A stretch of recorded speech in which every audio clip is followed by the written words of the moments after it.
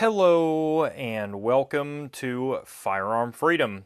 This is going to be another full review video. In today's full review video, we are taking a look at my IMI UZI Model B. And before we get this video started, as always, there are a few different options for supporting me here on YouTube. You can check out those links down in the description. One of those links will bring you to the Firearm Freedom merchandise store. I got a lot of awesome shirts, cool designs, and other things, and I seriously appreciate you guys repping the brand. And of course, check out all those other links to get yourself some discounts off of some products, and also to help those companies understand that you guys are coming to their websites from my channel. And if you want to make sure that these videos continue to pop up in your subscription feed here on YouTube, best way I can tell you to do that is by hitting the subscribe button, ringing the bell, but most importantly, commenting down below this video. That should help the algorithms continue to show you my videos every week. Man, it is the week of 80s blasters, and man, am I excited. We started out the week with the infamous Tech 9, and unfortunately, that did not fare so well.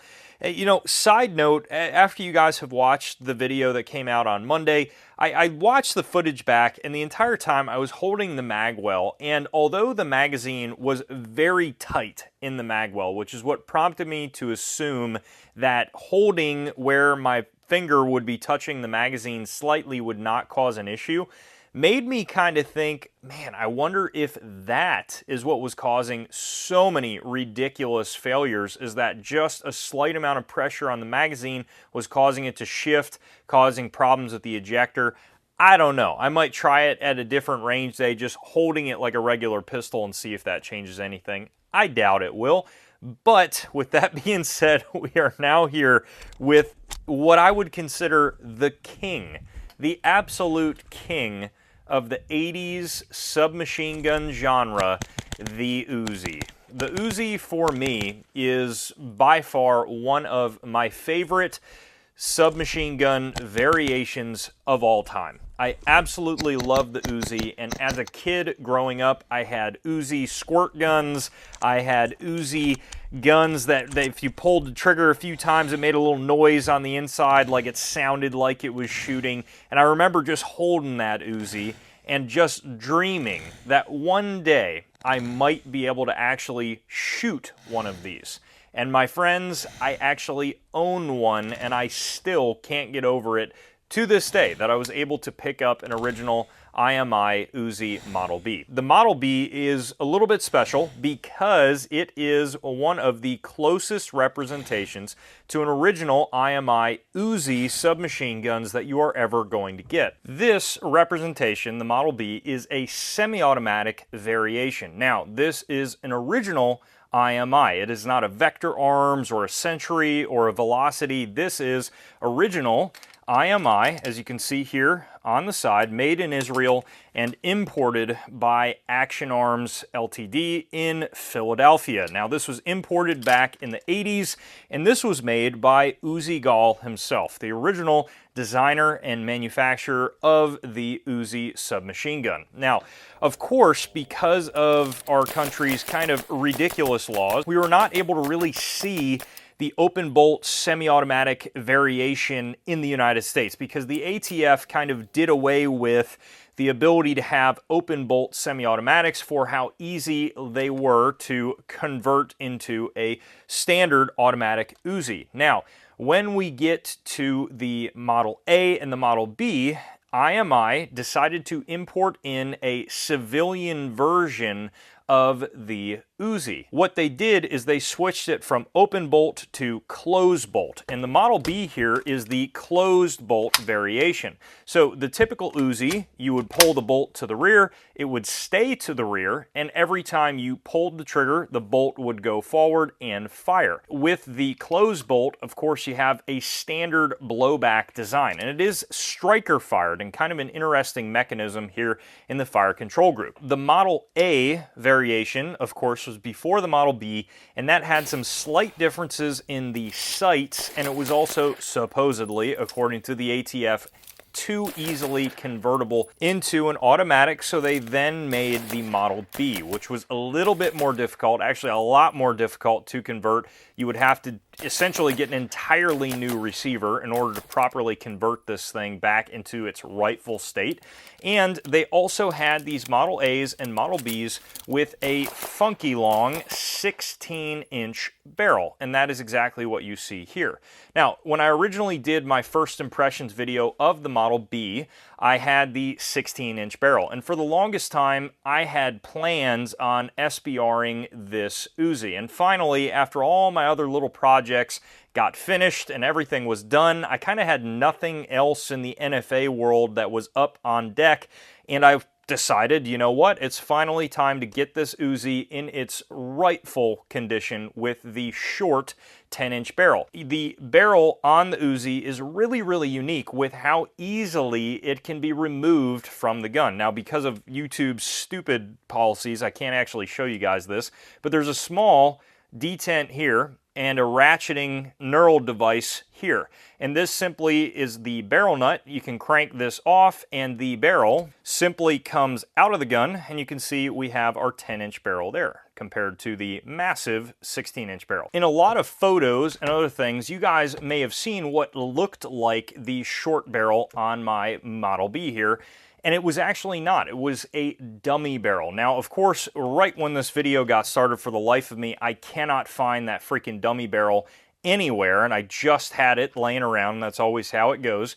But essentially what it looks like underneath here is just a plug. It is just the barrel that's the exact same size as this. It even looks hollow from the other side, but then it is plugged right here, and there is nothing going back into the UZI. And this was a really unique feature about these guns because it allowed you to display the gun like it should look. So of course, you know, it's a little bit of a cope, a little bit of a poser displaying of the UZI, but it really does look the part, and it would take somebody to seriously know the difference of a dummy barrel and a live barrel on an UZI to understand what the difference is between the two, because a lot of people don't realize that the barrels on UZIs go all the way back through the receiver and end right about here. So it was kind of just cool, and I really liked that, and for that reason, it wasn't really one of those things where I'm like, man, I have to SBR this for it to look the part. It allowed me to kind of just get that taste without having to really pay the ridiculous tax in order to do it. Finally, I realized, you know, I have not been bringing my UZI to the range at all, actually ever since that first impressions video with this 16-inch barrel, because it wasn't super exciting to shoot with that 16-inch barrel. Looks kind of awkward and it looks kind of weird at the range. So I decided to finally pick up a barrel. Mind you, these barrels are not easy to find. They've been going out of stock recently like crazy, and there is a difference between the automatic barrel and the semi-automatic barrel, and it has to be a semi-automatic barrel. And again, these are hard to find. I ended up finding this, of course, at Numerich. They have a bunch of stuff over there, no affiliations. I just am able to find some unique stuff, this being one of them. I think I ended up paying around 140 bucks for the barrel, so it wasn't terribly priced. And I would imagine, since it's advertised as a new semi-auto barrel, that is probably a Green Mountain Defense barrel. They have been making UZI barrels for a while, but I could be wrong on that. It didn't really say in the description who actually manufactures the barrel. But I dropped that barrel in, and man, it is just, it's too much fun at the range. It really is. I mean, this thing, first of all, it's incredibly reliable. I've never had a hiccup whatsoever, and it reminds me a ton like the MP5 and HK, right? I'm not a brand biased person. Quite frankly, I'm not a fan of really anything IWI does these days, maybe Galil's, and that's about it. That's just kind of where I'm at, and a lot of that could change in the future. I don't know. It just depends on what they come out with. So I'm not brand biased at all towards IWI, but if you're looking for an UZI and you want to make sure it works, unfortunately, if you're wanting the sure bet, it's to go with an original IMI. Now, these guns now are not cheap. You're well above the $2,000 area. I just got really, really lucky, and I picked this up used, of course, for 1,200 bucks. Back a few years ago, it just ran into it, and it didn't have a box, didn't have anything with it, but it was an original mint condition IMI Model B, and I just couldn't pass it up for 1,200 bucks.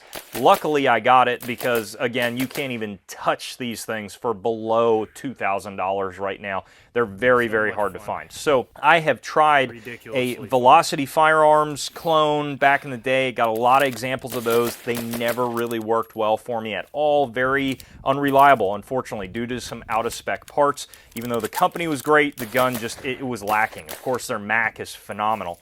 And I've heard the same things with the Vector arms and the Century arms variations of the Uzi carbines that were floating around out of kit guns. And I believe a lot of those problems come down to the McKay parts. Specifically, the McKay bolt, I believe, is completely out of spec and they have just not fixed it. And that has caused a pretty much 50-50 batch of any of the recent Uzi builds that you guys are seeing today. It may work well, it may not. For the most part, if it works well from first trigger pull, you're probably going to be just fine. If you have some malfunctions, I would just get ready to rip it apart because it's going to be a nightmare. And that is exactly what my experience has been with any clone Uzi. Now, with this, you have a very unique situation. Usually, as I've mentioned in many other reviews, when you take an open bolt design and you switch it from open bolt to closed bolt, it almost always is a train wreck. It's taking a very, very simple design and switching it to make it much more complicated and also unreliable. That's almost always how it goes.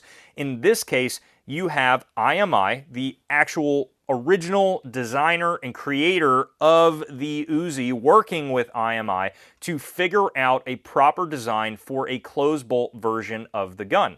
So if you ever had a chance to get that conversion done properly, it was with the Model A and the Model B back in the 80s. And that's exactly what you see here. This gun is stupid reliable. It runs flat nose ammunition, regular full metal jacket, any grain weight, it runs anything I put through it. Steel, brass, it doesn't matter. This thing is a freaking tank, and that's exactly what I would expect from an Uzi, considering how reliable the standard automatic version is of this gun in the open bolt platform. And I just lit up at the range being able to freaking shoot this thing with the standard 10-inch barrel.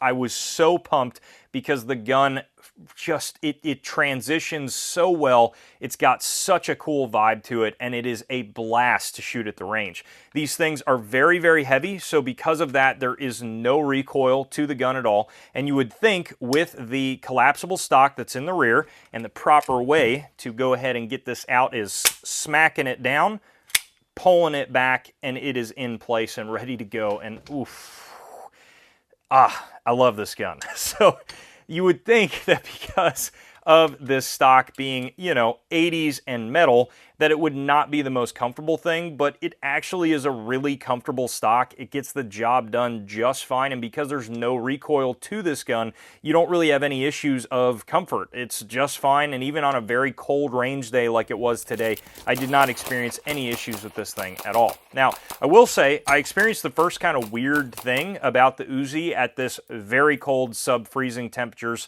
range day, and that was this small little detent for the stock here. You guys can see this guy kind of popping in and out, and I've never had this issue before, but there's a little bit of gunked up old oil in there. And unfortunately, when the temperature got that cold and it was sitting on the range bench for a minute, not getting hot or anything like that, I went to get the stock up and it would not lock into place because that little detent was actually getting stuck in the downward position. So I actually had to leave it in there for a second, make sure it slowly slid back up, and then it locked into place. But that I thought was a little interesting, not bad towards the gun at all. That happens with any gun in freezing temperatures with old crappy oil that's soaked up in it that you can't really get out. No complaints there at all for reliability, and I am so proud to have this piece of history.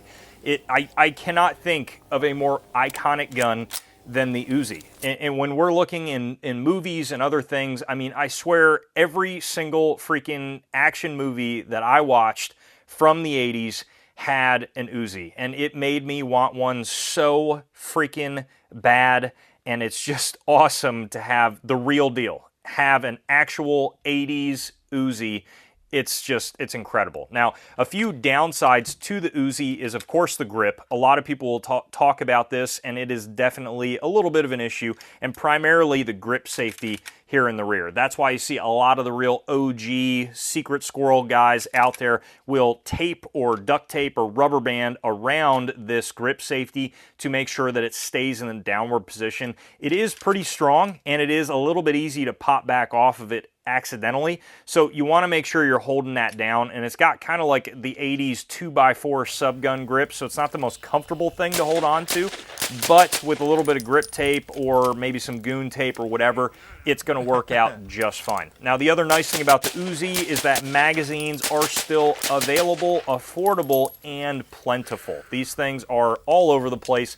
I think I picked up most of these at like $9 a magazine. Of course, the price is slowly rising, but they're really not hard to find. So these magazines, again, really cool to see them still available, easy to get, and I've stocked up pretty deep, especially because I assume I'm going to be shooting this gun quite a bit more these days now with the new barrels. So you guys are going to be seeing a few different videos come out about the UZI, and this will always be kind of the configuration that I keep it in. But the nice thing about the UZI is that there are a ton of parts out there available. You got replacement handguards, replacement pistol grips, you have replacement dust covers up here, and all of those things you can switch the entire gun out to have rails and other things to make it a little bit more modern and practical without doing any permanent modifications to the gun. So it's very similar to the MP5, where if you're feeling kind of that retro vibe that day, you can put it back in its OG configuration with a few different bolts and pins, just popping them out, popping them back in.